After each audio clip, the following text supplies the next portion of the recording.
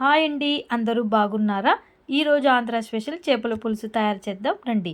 చేపల పులుసుకు కావలసిన పదార్థాలు: ధనియాలు, జీలకర్ర పొడి, గసగసాలు, చెక్క, లవంగాలు, మెంతులు, కొత్తిమీర, తెల్లవాయిలు, అల్లము, పచ్చిమిర్చి, ఎండుమిర్చి, సన్నగా తరిగి పెట్టుకున్న ఆనియన్స్.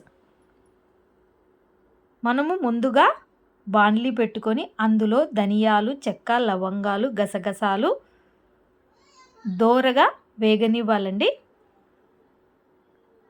ఇలా కాస్త దోరగా వేగనివ్వాక ఇది పేస్టులా పట్టుకోవాలి. శుభ్రంగా కడిగి పెట్టుకున్న చేపలను మనం బాండ్లీ తీసుకొని అందులో కాస్త ఆయిల్ వేసి, ఆయిల్ హీట్ అయిన తర్వాత మనం చేప ముక్కలను ఇందులో అటు ఇటు తిప్పుతూ డీప్ ఫ్రై కాకోకుండా కాస్త ఆయిల్లో అటు ఇటు తిప్పుతూ ఫ్రై చేసుకోవాలి. ఫ్రై చేసుకున్న చేపలను తీసుకొని పక్కకు పెట్టి తర్వాత బాండ్లీ పెట్టి అందులో ఆయిల్ వేసి ముందుగా సన్నగా తరిగి పెట్టుకున్న ఆనియన్స్ని వేసి కాస్త నూనెలో మగ్గనివ్వాలి.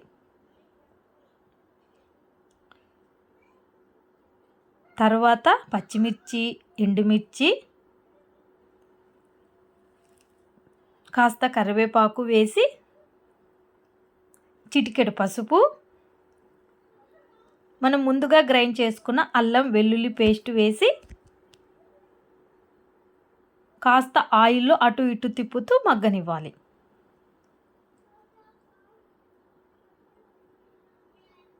చూడండి, ఆయిల్ అనేది అలా దగ్గర పడుతుంది. మనం ముందుగా గ్రైండ్ చేసుకున్న మిగతా పేస్టును కూడా అందులో వేయాలి. బాగా ఆయిల్లో తిప్పుతూ మూత పెట్టి కాస్త మగ్గనివ్వాలి. చూడండి, ఆయిల్ అనేది పైకి వచ్చింది. ఇప్పుడు రుచికి తగినంత కారం పొడి వేసుకొని ముందుగా నానబెట్టుకున్న చింతపండు పులుసు మనం కూరలో వేయాలి. నిమ్మపండంత చింతపండు పులుసు అయితే సరిపోతుందండి. కూరలో వేసి పులుసులో బాగా మనం తిప్పాలి. పులుసు అనేది మనకు ఆయిల్ అనేది పైకి తేలుతున్నప్పుడు 2 స్పూన్స్ పెరుగు వేయాలండి.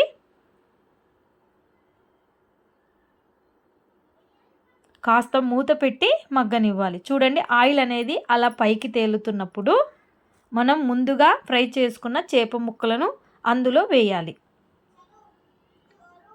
చేప ముక్కలను అందులో వేసి కొంచెం మసాలా పట్టే వరకు మూత పెట్టి మగ్గనివ్వాలి. చూడండి, ఆంధ్ర స్పెషల్ చేపల పులుసు రెడీ అవుతుంది. ఇందులో ముందుగా కట్ చేసుకున్న కొత్తిమీర వేసి మనం సర్వ్ చేసుకోవడమే.